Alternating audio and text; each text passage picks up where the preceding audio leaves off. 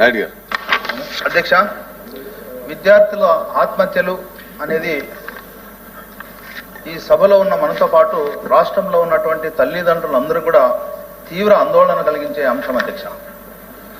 రాష్ట్రము దేశపు రేపటి భవిష్యత్తు అయినటువంటి పిల్లలు, చిన్న పిల్లలు భవిష్యత్తు మొగ్గలోనే రాలిపోవడం నిజంగా ఆందోళనకరంగా అనిపిస్తుంది అధ్యక్ష. దీనికి సంబంధించి ఎన్సీఆర్బి డేటా ప్రకారం 2021 నాటికి అధ్యక్ష 523 మంది విద్యార్థులు ఆత్మహత్య చేసుకున్నారు అధ్యక్ష.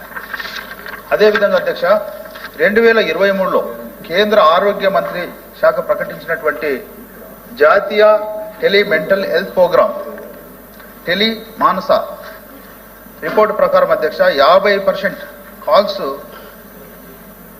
విద్యార్థుల మానసికంగానే తీవ్ర ఒత్తిడి పరంగానే ఆత్మహత్యలు చేసుకున్నారని రిపోర్ట్ అందించింది అధ్యక్ష.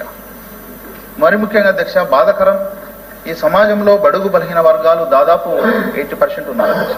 ఈ 523లో 400 పైగా ఎస్సీ ఎస్టీ బీసీ మైనార్టీ సంబంధించి బడుగు బలహీన వర్గాల పిల్లలే చనిపోవడం అనేది చాలా బాధాకరం అధ్యక్ష. దీనికి ఉదాహరణగా శ్రీకాకుళం ప్రాంతానికి చెందినటువంటి ఒక యువతి అధ్యక్ష 1వ పట్టణ పోలీస్ స్టేషన్ ఎదురుగానే కిరోసిన్ పోసుకుని ఆత్మహత్య చేసుకున్నది అధ్యక్ష. అదేవిధంగా గత జగన్ రెడ్డి గారి పరిపాలన వల్ల, అస్తవ్యస్త పాలన వలన ఈ రకంగా జరిగింది అధ్యక్ష. దీనికి సంబంధించి గత ముఖ్యమంత్రి గారు వేసినటువంటి చక్రపాణి కమిషన్ కానీ 5 సంవత్సరాలుగా విద్యాపరంగా గత ప్రభుత్వం ఎలాంటి చర్యలు తీసుకోవడం వల్ల తీవ్ర మానసిక ఒత్తిడి ఇవన్నీ కూడా కారణంగానే ఇన్ని ఆత్మహత్యలు జరిగాయి అధ్యక్ష.